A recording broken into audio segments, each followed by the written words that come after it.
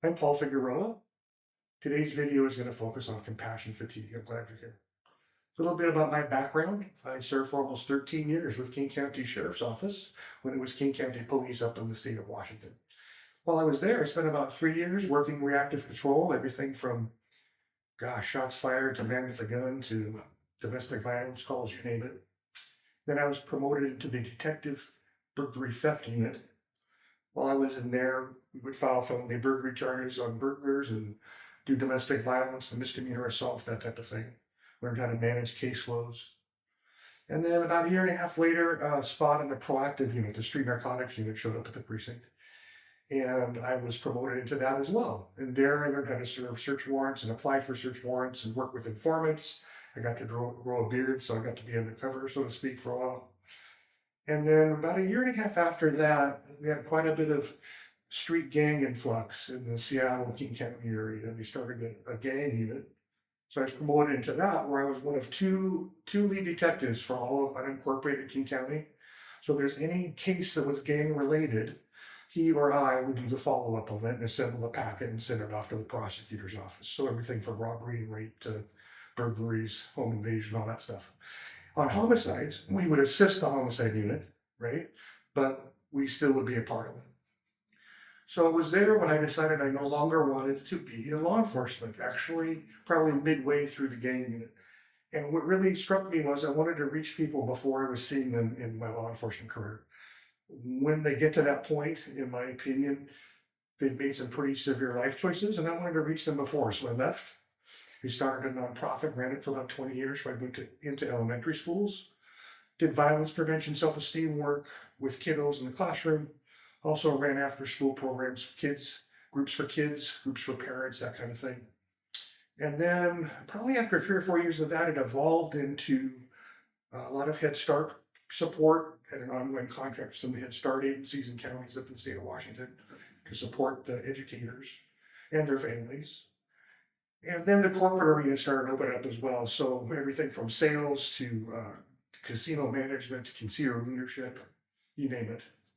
So I'm glad you're here. Today we're going to talk about one of the favorite things I like talking about, which is compassion fatigue. So the first thing right out of the chute is to ask ourselves what compassion is.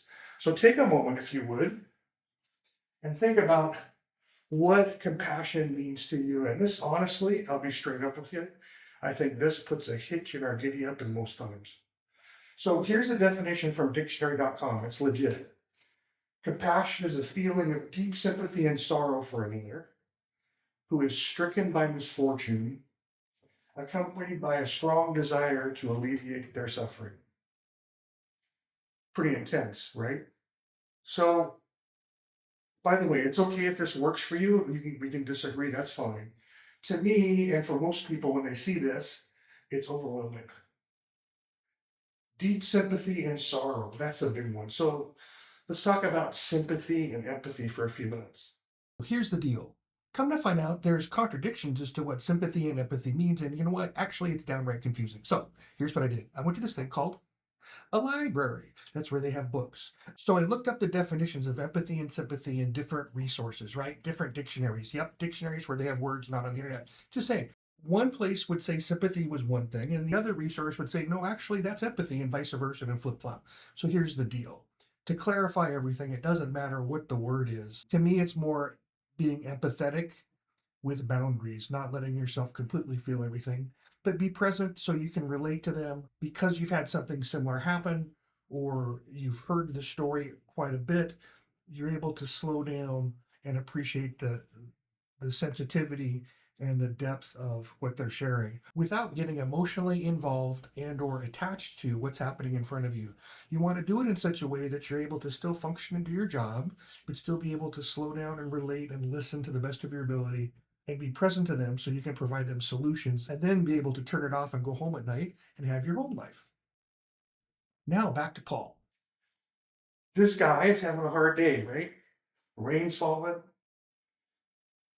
except for in here, but it's such a hard day that guess what? It's actually falling inside the umbrella. So imagine if he comes to your door and knocks on your door at 2 in the morning, and he's a friend of yours.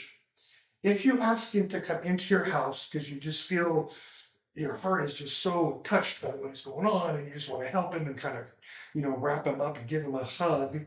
You bring him inside and your sofa gets wet, your carpets gets wet, it's drenched, you're drenched.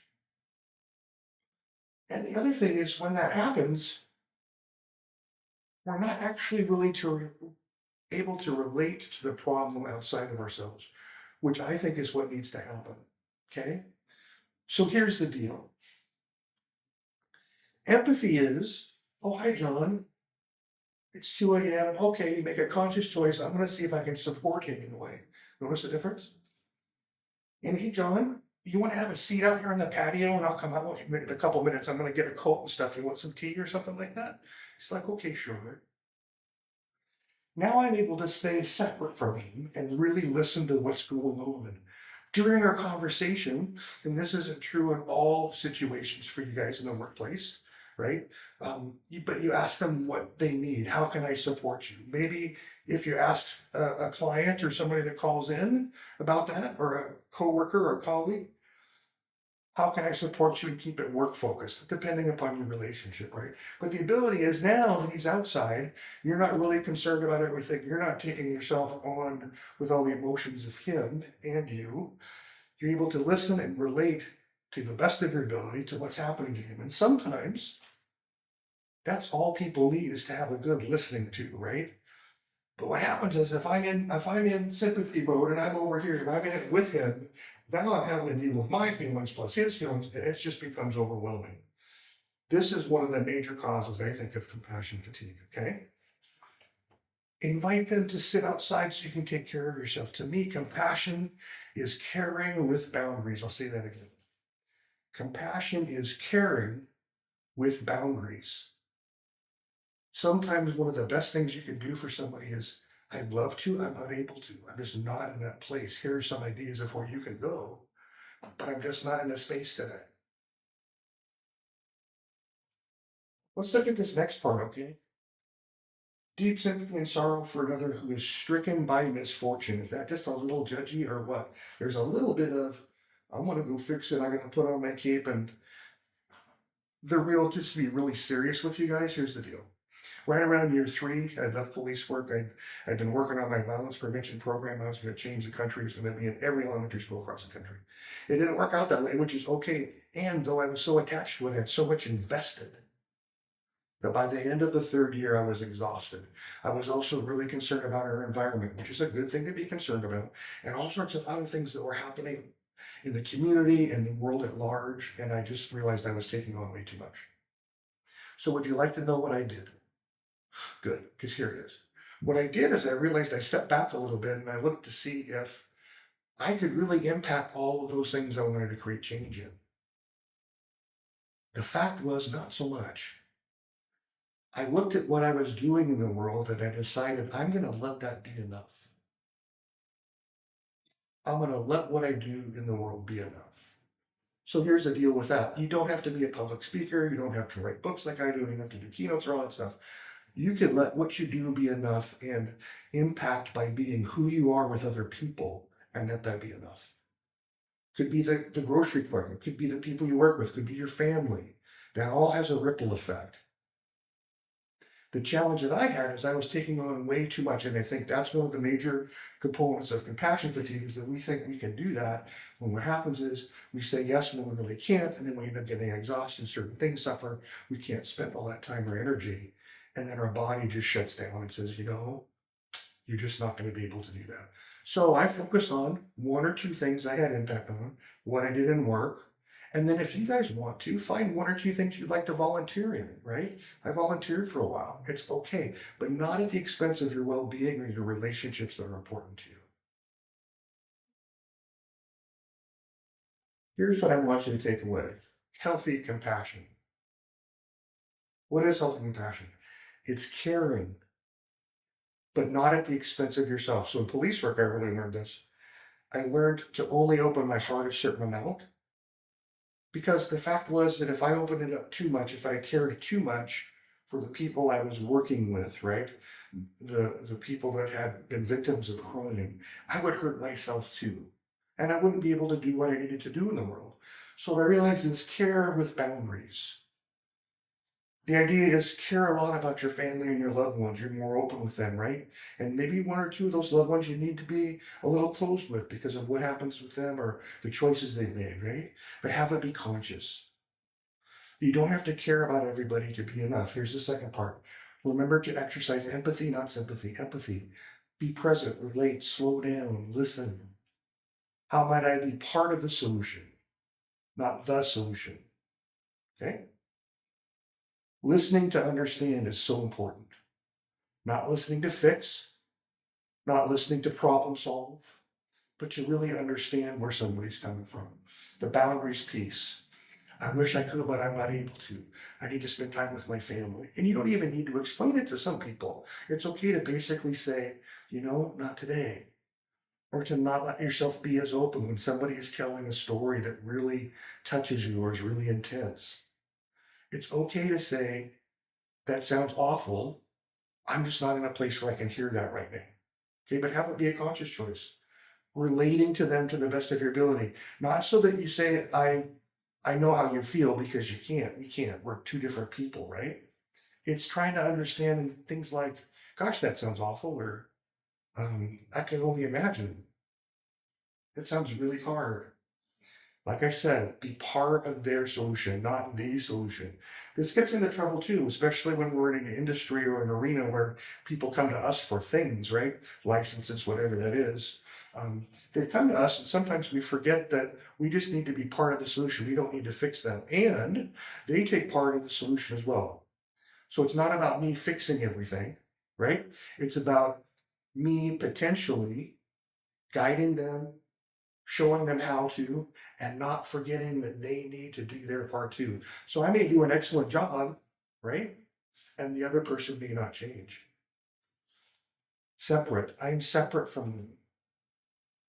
It's a really good way to help you not go under the umbrella with them. When you're talking with somebody, taking a breath, this is me, this is them. Okay? And you're there for support, not to fix. You're there to provide solutions and potentials, not to do. Do you see how that works? There may be some things you need to do, but there's other things they need to do as well. We get caught up in the idea of feeling happy and successful when they've made changes.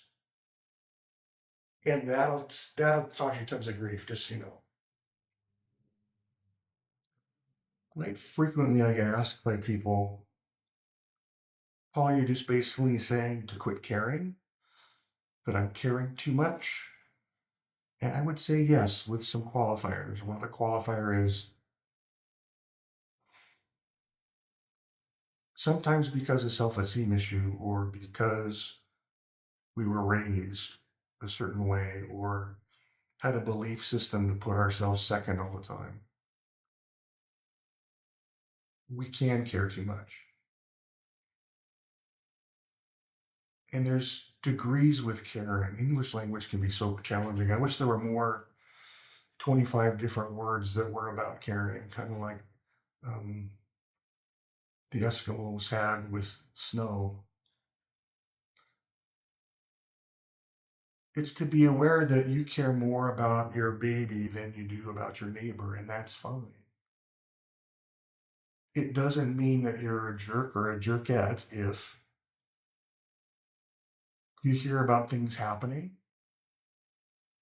and are touched by it and you decide, I no longer want to pay attention to it. It no longer serves me in my highest and best interest to continue to listen to that because I'm affected.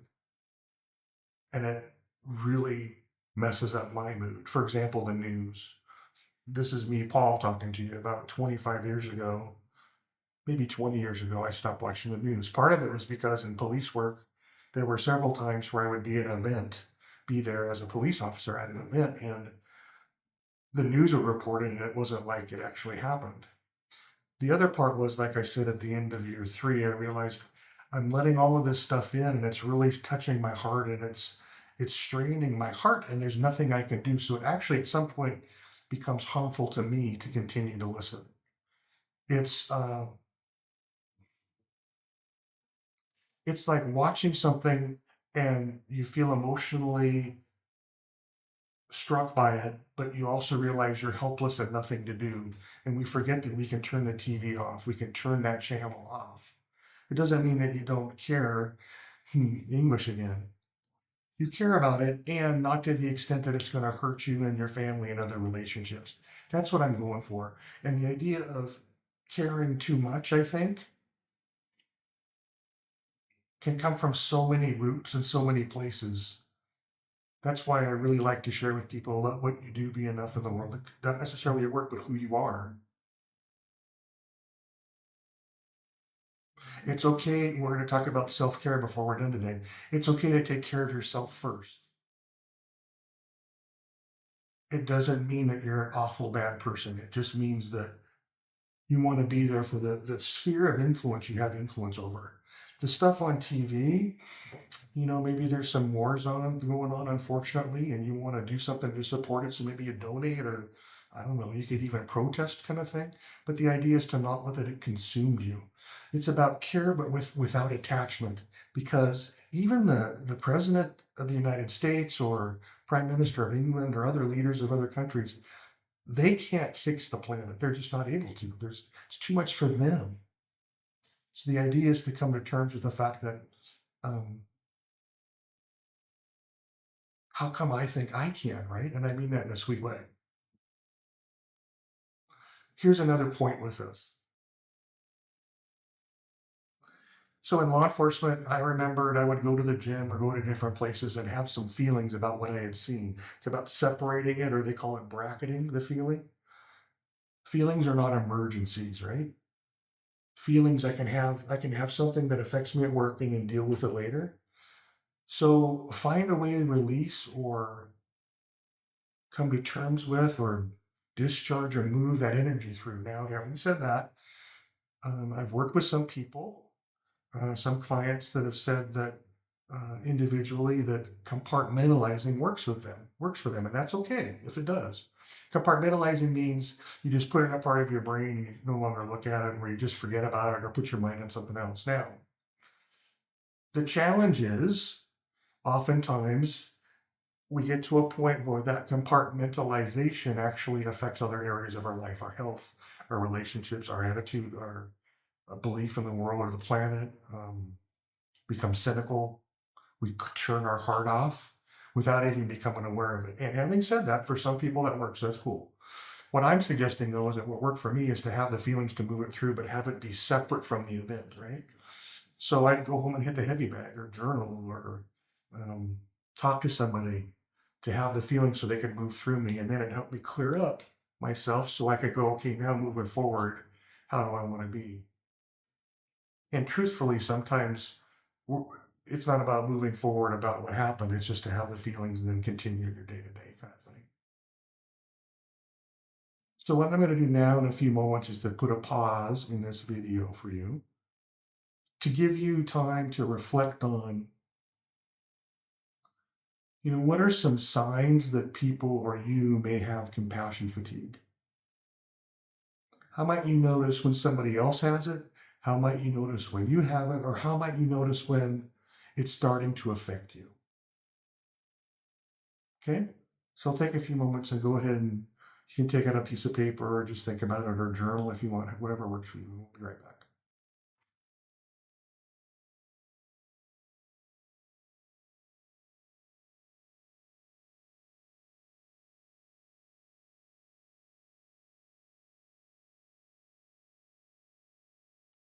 So here are some common signs of compassion fatigue. One of them is obviously, yes, I'm using part of the word to define it, exhaustion or fatigue, unexplained, a feeling of apathy or just not caring about anything. A change in your mood could be from happy to sad or sad to just delirious happy kind of thing. You just all of a sudden adopt a whatever kind of attitude. It could be some health issues. You may not be able to sleep at night. Um, Maybe some events start piling up. If you were extroverted or you like to do things out, you might do the other. If you're introverted, you might all of a sudden try things outside of you that aren't normal. May include use of substances or overuse of them. Something changes either as a result of the fatigue of the compassion, or we use methods to try to cope. Maybe we start eating too much, or we just binge watch TV with Cheetos all the time, or throw ourselves into books. Now, none of those are necessarily a bad thing in moderation, but you'll notice it's an issue if all of a sudden it's starting affecting your work life or your home life or your relationships. Okay? The baseline with this is something with your baseline changes and something with somebody else's baseline changes. Now, it doesn't necessarily mean that you have compassion fatigue. It could be that you or they have lost a loved one, or gosh, who knows, with a myriad of things going on right now. They might just having a hard day, right? So those are some of the main signs, though, of the fatigue itself. So I want you to think about compassion as a muscle, like a bicep muscle that you use. If you don't use it hardly at all, it'll atrophy and there won't be anything there. If you use it too much, what happens is it may get bigger for a little bit, but if you don't nourish it and feed it and take care of that muscle within you, it'll shut down. It'll become exhausted. In weight training, you go to failure, to fatigue, and you just can't do anything with it anymore. So the reason I showed you this bicep is to think of compassion as a muscle, and also the fact that us as human beings, we ourselves are an instrument, if you will. It's us being in the world. We become affected by different emotional situations, things that happen, and it's really important to indulge some self-care. Now, with self-care, the idea is if somebody's weightlifting or athletes, what do? They eat well, they sleep well, they allow themselves to focus on, you hear this a lot, what they can control and what they can't. We can't control all the stuff that's happening in the world. We may be able to influence a few things. And when you get after it, all the stuff, it's sad. It's a bummer. And stay within your sphere of influence, the area that you can impact. That's the idea. So take really good care of yourself. Watch your diet, especially when you're going through a stressful time. Now, if you're dealing with callers or people that are automatically stressed, some of them, I was just working with a client earlier this week where they're getting calls about, let's just say, really intense calls, and they're having to deal with them. It adds to stress to your body. So it's really important to do something for you. Now, I'll tell you. So in law enforcement, I discovered I really liked working out and I enjoyed it. And then in my later years, I started realizing, hey, not only do I like it, but it actually helps remove and release and get rid of some of these stress hormones that are created by being in a stressful environment. Now, you're in stressful environments. The stress doesn't have to be domestic violence calls. It can be hearing about things that are happening in people's lives. You might be in HR and have that going on, or be in a management position, or a front end person where people are coming in and talking about they're losing their homes or whatever it is, or they don't have enough to pay their rent and all that. Those type of real life situations, that takes an emotional toll, you see? So the idea is take care of that muscle. Do something. One of the tips I have for you is to try to find something that you can do physically to help dissipate those stress hormones. When you're stressed, cortisol and adrenaline gets dumped into your system, especially if you're in fight, flight, or freeze. We're not going to go into that too much this time. But those chemicals stay in there. That's why, I mean, it doesn't have to be working out. You can do Tai Chi, you can do yoga, gosh, going for a walk, playing with your dogs, but something to get all of that stuff and help it move through. Drink lots of water.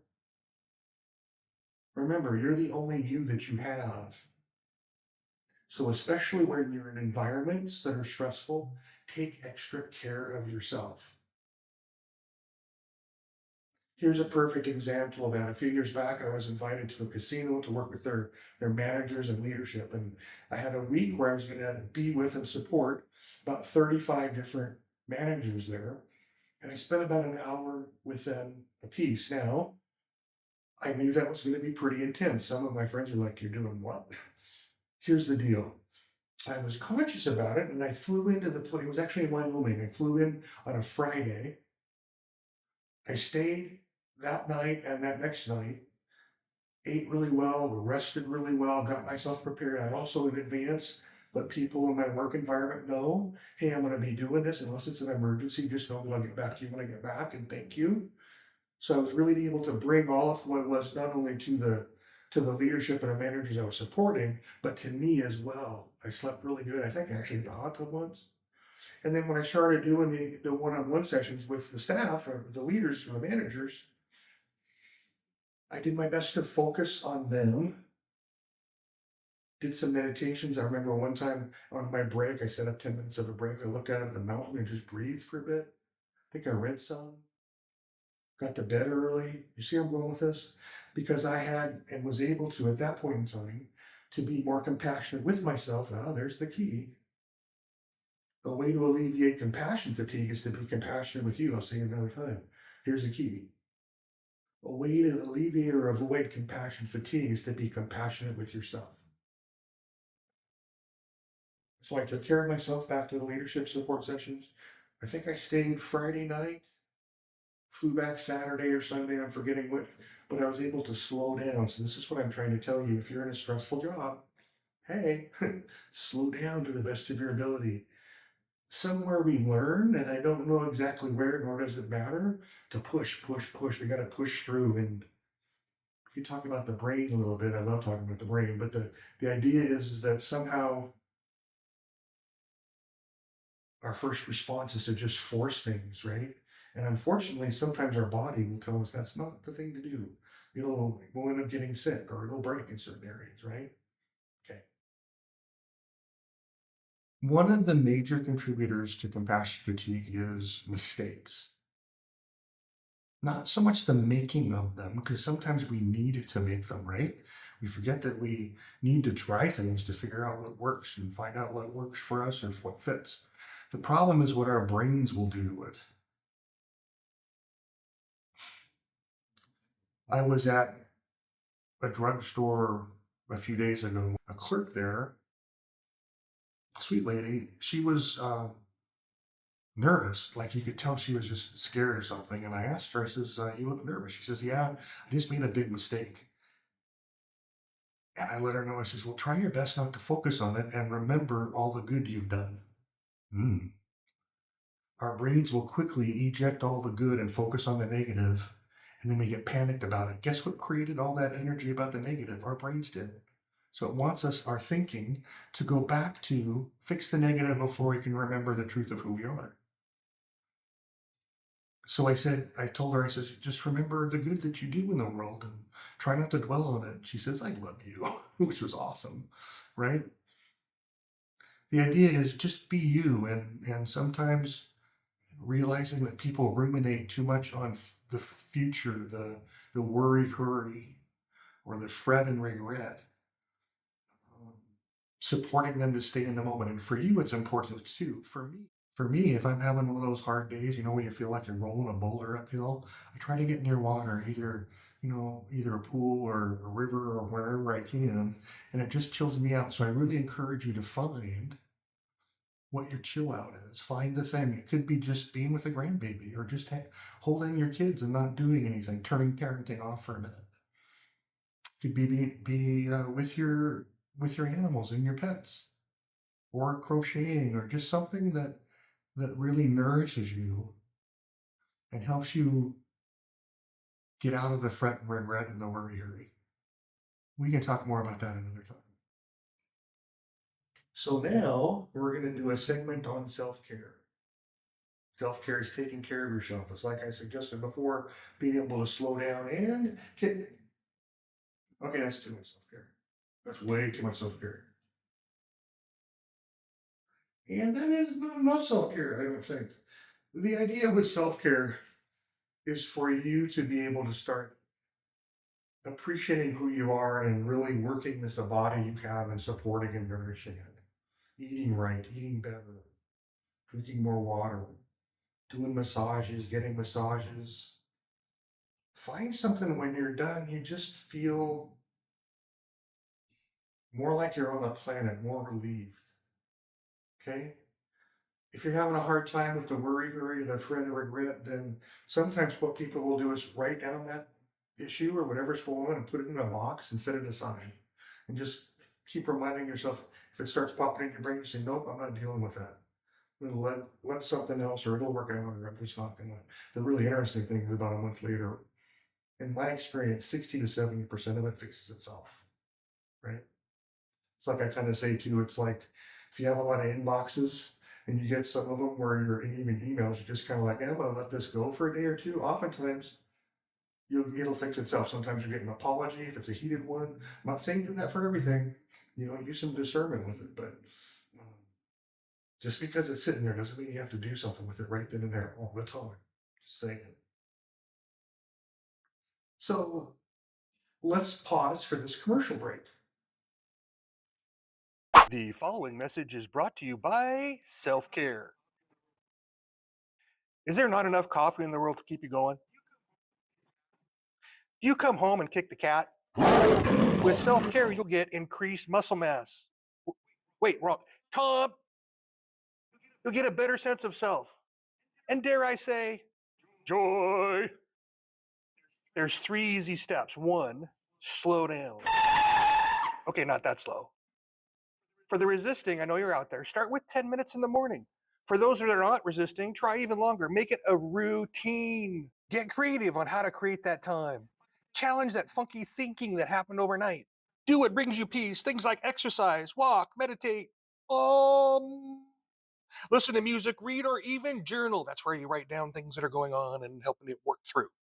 Do something that brings you joy, like hobbies, working on cars, cooking, or playing with your animals.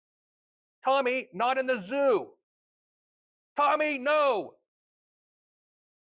Maybe it's gym time, painting, working on cars, cooking, or yes, even gardening. Oh, sorry, allergies. Find the tools to support you to turn off that nagging voice in your head. And if you don't think you have a nagging voice in your head, it's the one right now going, I do not have a nagging voice in my head. That's the voice. Turn it off. Turn off the voice that says not fast enough, not smart enough, not good enough, not doing enough.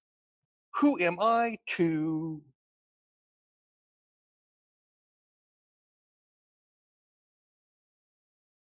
The truth is, you are enough. What you do is enough. Make taking care of yourself a habit. Take care of you. You're the only you that you have.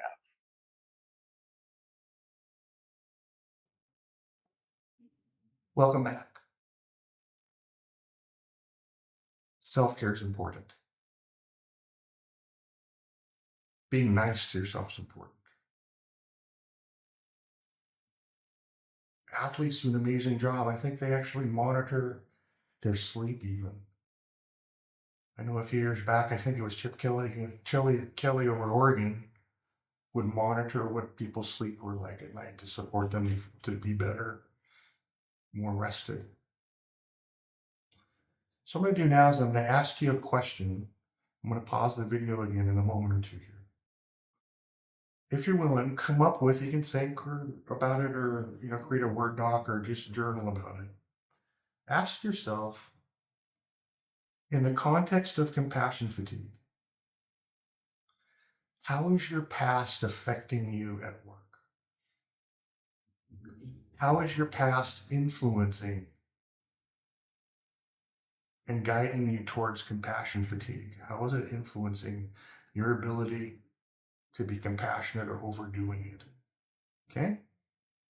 I'll pause it right here and we'll come back.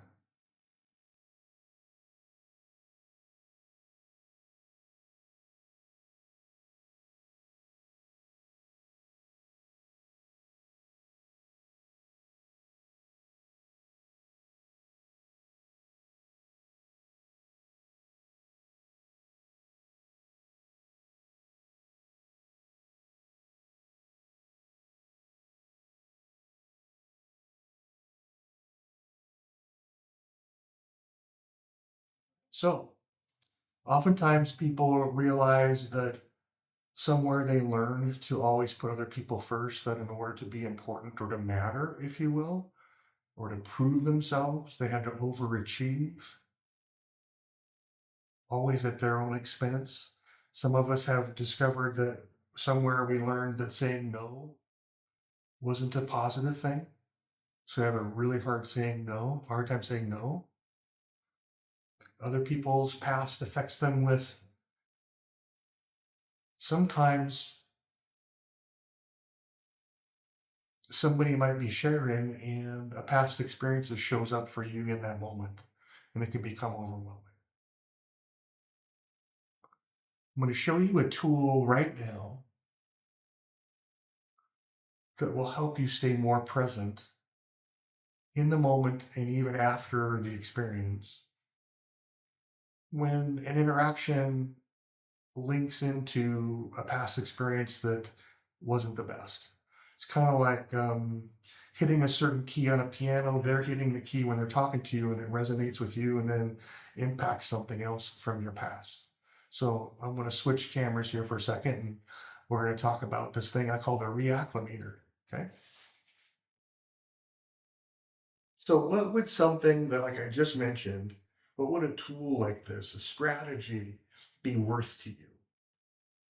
$5,000, 25, let's $2,000. Well, I'll tell you what, do you have your credit cards handy? Because for 3 easy payments of $29.95, I'm teasing, Reacclimator, gosh, you can use this when you're in an environment that you're activated in, when somebody's sharing and you're activated.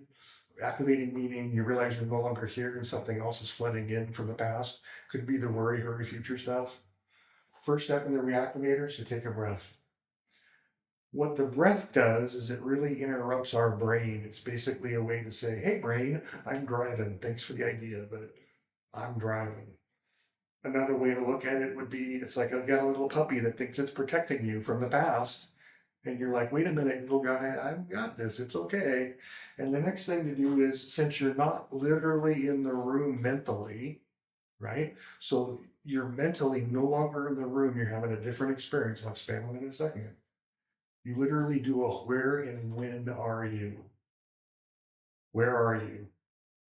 Physically, what room, what area, what city, and what time is it? Do it right now, even if you're willing. And you'll notice you're more present. It's a way to stop the spin of your brain, overthinking. Here's the third part. This is the anchor. Everything is okay. So what happens is the fact that we perceive that our dog is scared, our little puppy's scared because something's happening again, it takes us back into the fear and regret part, or the worry hurry, because everything isn't okay. Now here's the deal. In this moment right now, everything is okay. If it's legitimately not, if you're concerned about your physical safety or somebody's being emotionally abusive in front of you or on the phone, do what you need to do to take care of yourself. Walking away, letting them know if they continue, you're going to hang up. If you're in a call center, find out what your supervisor supports you to do if somebody's being emotionally abusive on the phone. So you don't feel like you're just kind of out there on a limb if you handle it a certain way. Find out what they endorse for you. Fair enough? Same is true for anybody else face to face, even. Okay. What happens is the perception that everything isn't okay gets your dog really active. And it's really about God, like, no, no, everything's okay. It's not happening right now.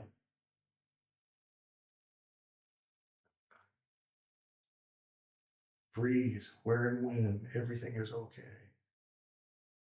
Now, I'm going to share something with you. So, here's some examples of what I'm talking about. A few years back, I was driving my car on a residential street. It was about 25 miles an hour. I was actually doing about 25, 26. I had the right of way, and there were some driveways from houses or apartments or whatever. And this one really large, gosh, it's kind of like a rust colored pickup with an extended cab. It was huge, one of those diesels, big guys. I look over, and as I'm coming up, I look over and I make eye contact, and I'm like, she'll stop. She doesn't stop. I'm right here. She keeps coming. And then she starts to wave at me as she's crossing in front of my car.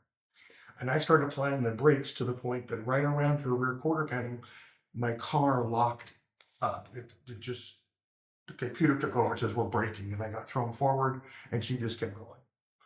And I must have honked at her because a few minutes later, people started coming out. So what I did though, was in that moment, there wasn't any traffic behind me. I let myself breathe a little bit, have some feelings about it, a little bit of anger and frustration.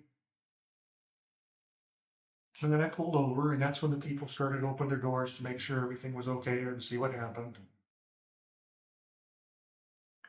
And I went home, and then I drive by that spot. I would drive by it pretty frequently, and each time I would drive by, I'd feel that tension, that fear it was going to happen again. So I use this reacclimator frequently.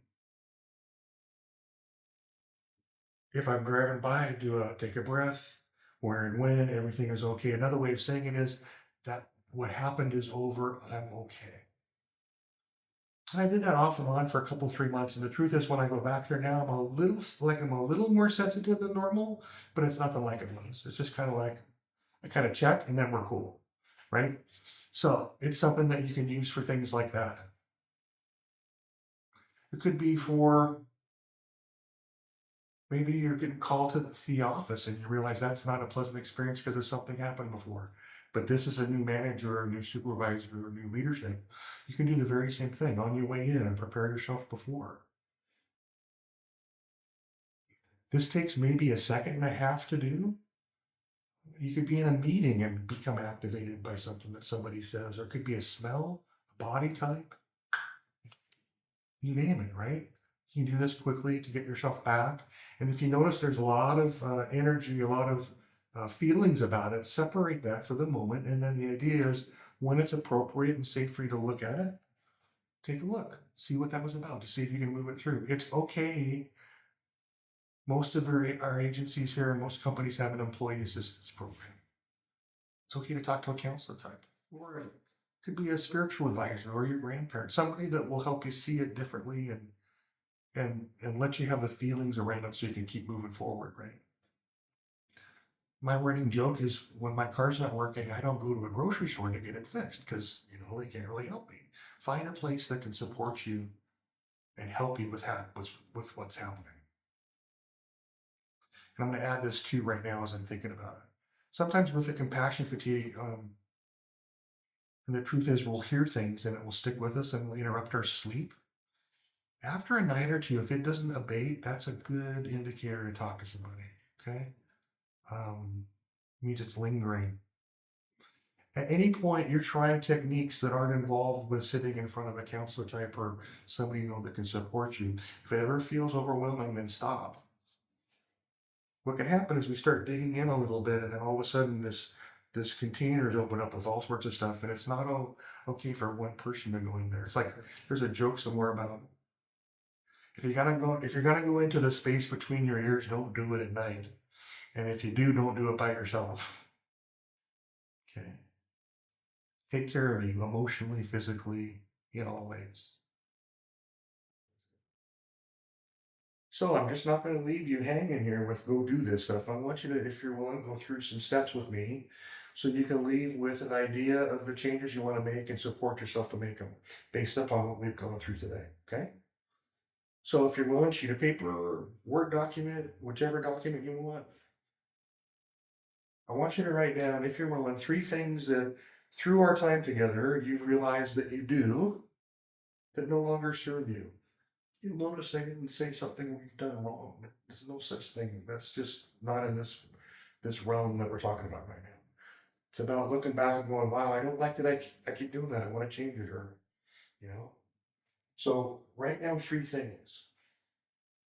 Maybe you notice it's not saying no enough. Maybe it's taking your work home, literally or figuratively, when you don't have to take your work home, right? So I'll give you a few seconds here with this.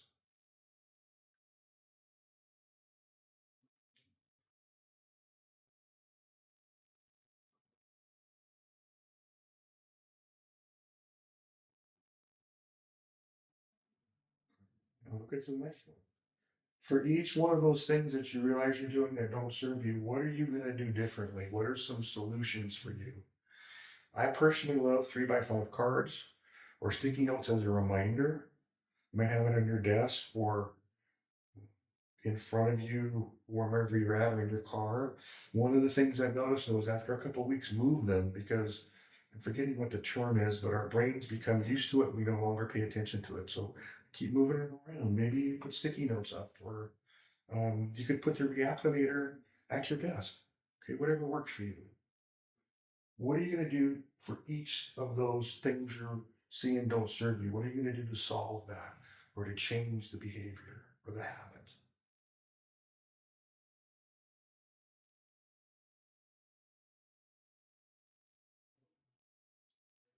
Next thing, how come? Meaning, how come you're going to do this? Why is it important?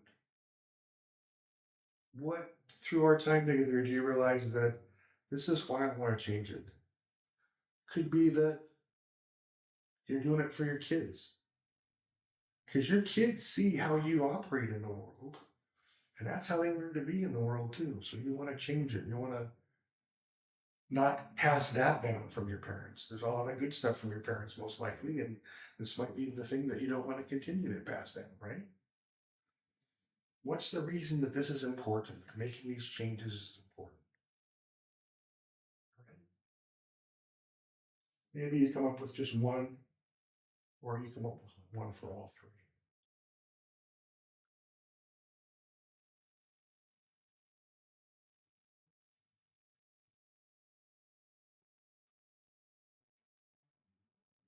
Here we go. For each one of the things that you're going to change, the things that you're solving, right? What are some signs that you're starting your old ways? That you cancel the appointments, cancel the self care, that you start being cranky at work, or what are some signs that you're starting to get back into your old habits? That you cancel family things when it's important. What are some signs? I'll give you a minute or two on this.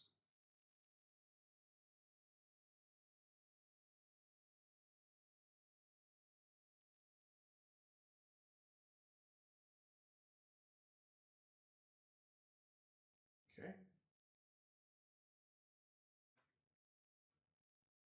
Now I'm looking for indicators earlier than signs. You're skipping lunch, not taking your breaks. And when you do your lunch and your breaks, I really suggest don't think about work when you're doing them. If you were working for me, I'd really want you to go out and refresh from a pragmatic standpoint of when you do that, you'll be more efficient when you come back. I'm just saying. Plus, I care about you and I want you to, not take on the world, so to speak. Okay?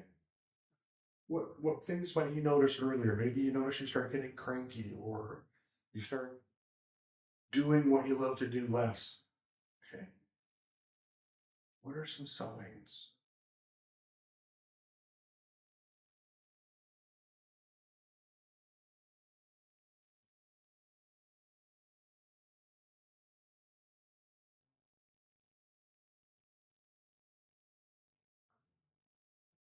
Here's the third one. This is extremely important. How are you going to support yourself to keep on track? Might be one thing that's major, might be one for all three. One of the things I really like to support people to do is to not do this in a vacuum. Meaning, let a friend, a loved one, a family member know what you're up to and ask them to touch base every couple of weeks. See how you're doing. Not a micromanager under your thumb, but something like, "Hey, Tanya, I noticed this was you were working on this, and how is it? How's it going?" And it helps your brain not talk yourself out of stuff. Our brains are really smart. They'll talk us out of all sorts of things that are the best thing for us to do, right? It's like the slippery slope kind of idea. I'd love the idea of you starting to schedule something for you to do every day. Or I want you to be really specific. Maybe, for example, if I'm going to start this class that's going to support me, I encourage you rather than say I'll start it tomorrow, why don't you try signing up for it right after you're done with this program, or even pause it and do it? What can happen is if we put it off until the weekend or a few days later, guess what happens? There's the brain slippery slope and we don't do it. Want something specific that you can do today when you're done with this video to help you stay on track. Maybe you sign up for a meal plan or whatever that is that works for you, right? Maybe you go outside and you talk to your sweetie and you say, "Would you be willing to cook dinner for me and for us together 3 days a week?" I think some of you just kind of got terrified. But the idea is start asking for what you need. It's okay to ask other people for help.